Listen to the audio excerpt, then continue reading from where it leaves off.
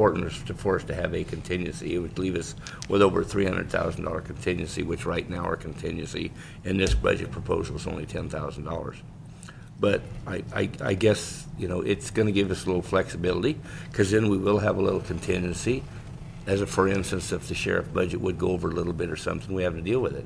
So I would think that my colleagues would at least think about this. And keep in mind the motion that our chairman just read. It allows for the direction of the CEO's office to look at these other issues in a short time frame.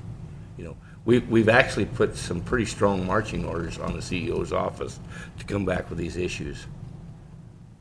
So I'm pleading for some support here. Supervisor Weidenberger.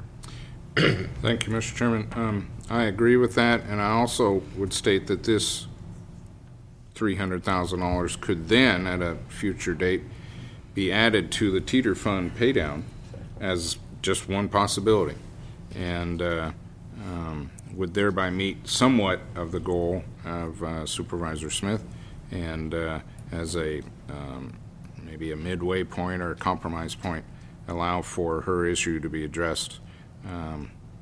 Maybe not in whole, but in part. Anybody else? Cast your vote.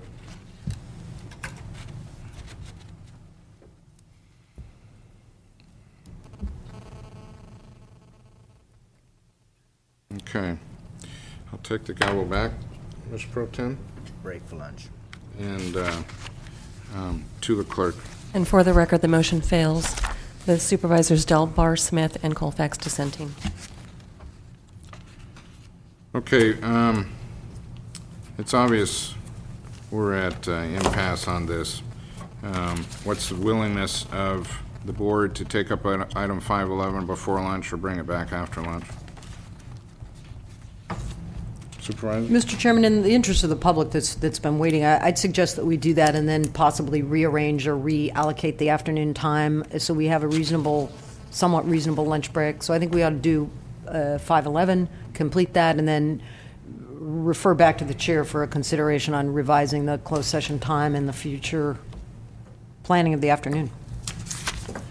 Thank you, Supervisor. Mr. Chairman, I would disagree. There's no sense of, without an adopted budget, there's no sense moving forward with anything that spends money or anything appropriation. It makes absolutely no sense. We, as a county, until we come up with an adopted budget, are basically, as our CEO just said, you know, if this board isn't going to come together, then we can't. It makes no sense to start talking about appropriations. We're not. And I don't believe item 511 directly is pointed at any appropriations. No.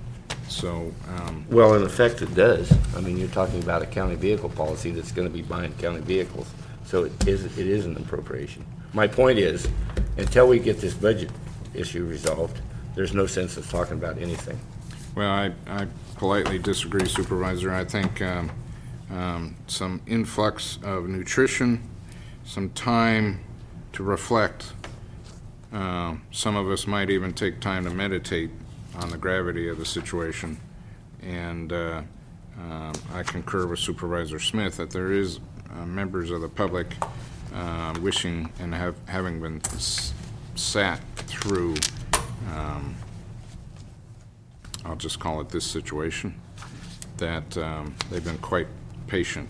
And I'd really like to take up item 511 at this time, unless there's a huge opposition from this board and a majority. Okay. We will continue this item on the final adoption of the budget until this afternoon, reflecting those comments I just made, and put that on the table. And at this time, we'll take up item 511 before lunch in an effort to accommodate the public, who's been very patient with us.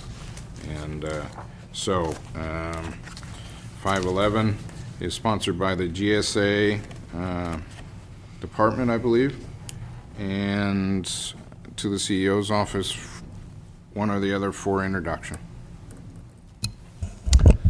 Tim Garrison is here on behalf of the General Services Agency and Jeanette Rao to offer comments. I believe that these policies have been vetted through the Employers Council, and department heads have had an opportunity to comment, as well as the executive office. Thank you. Mr. Garrison. Good afternoon. Good afternoon now. Tim Garrison, Facility and Fleet Manager. I must say you are a tough act to follow, but we'll make this quick, I suspect. Before you is a resolution to adopt or to modify policy number 26, your vehicle fleet policy.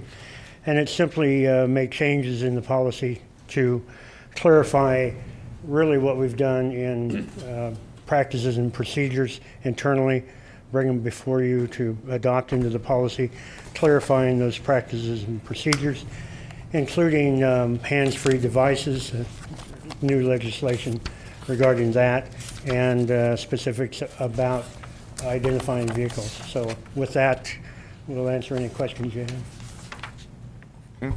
Questions of Mr. Garrison? Supervisor Delbar. Thank you, Mr. Chair. I pulled this off just for some minor comments that I wanted to make on it. First of all,